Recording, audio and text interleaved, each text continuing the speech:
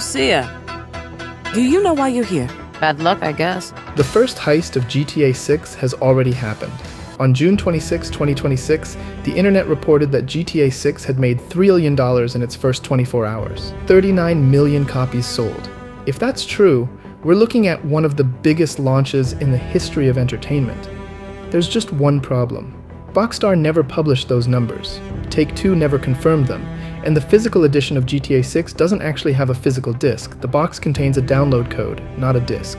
There's a box. There's no disc. And somehow, the sales are already counted. So where did $3 billion come from? To understand why the entire internet believed one picture so easily, we need to rewind about 20 seconds into the past.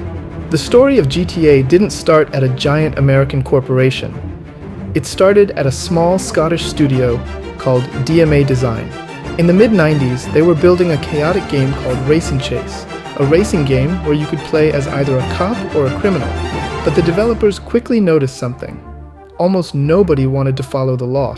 Being the criminal turned out to be more fun. In 1997, the project turned into the first Grand Theft Auto. A year later, Rockstar Games appeared, a publishing label inside Take-Two. And after GTA 3 launched in 2001, the company discovered its real superpower. It could turn a virtual city into a global cultural event. Rockstar wasn't just selling games. It was selling the feeling of forbidden territory, a place where you're allowed to break the rules. And for almost 30 years, every new release made that territory bigger. That's why $3 billion didn't sound impossible to us. Rockstar has spent too long training its audience to expect huge numbers next to the name GTA. GTA 5 has already sold more than 225 million copies. People have been waiting for GTA 6 for more than a decade. The new game costs $79.99 and launches on November 19, 2026.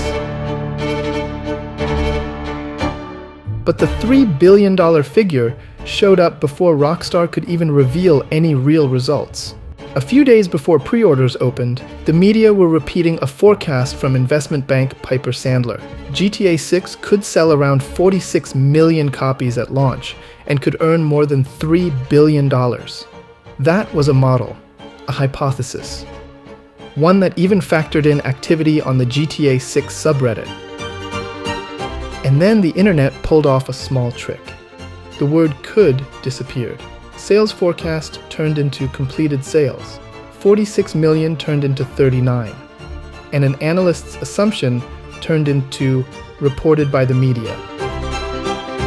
So why doesn't anyone ask for proof? Because new information is accepted far more easily when it confirms what we already believe. We're already convinced GTA 6 will be the biggest game of the generation. So $3 billion doesn't register as a suspicious number, it registers as the expected reality. We didn't believe the source. We believed Rockstar. And now an unconfirmed story starts working like a real advertisement. People forward it to friends. The media discuss the new record. Every buyer sees tens of millions of other buyers and gets scared of missing out on the biggest event of the year.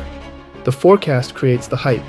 The hype boosts the sales, and the sales might eventually turn the original forecast into reality. Rockstar doesn't even have to claim GTA 6 made $3 billion. The internet is spreading its own belief that it could, for free.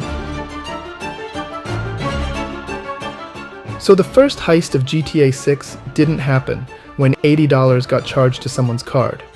At least for that money, they'll actually get the game. The real loot was our attention. One unconfirmed number flew around the internet in a few hours, turned into a fact, and got millions of people talking again about a product that won't even ship for months. This might be the most precise marketing campaign in the history of GTA. The crime hasn't happened yet, but the whole world is already arguing about how much money it made. If you're into this kind of digging, subscribe. Marco Logic opens a new case every week. Next one won't be about game, but the tricks stay the same.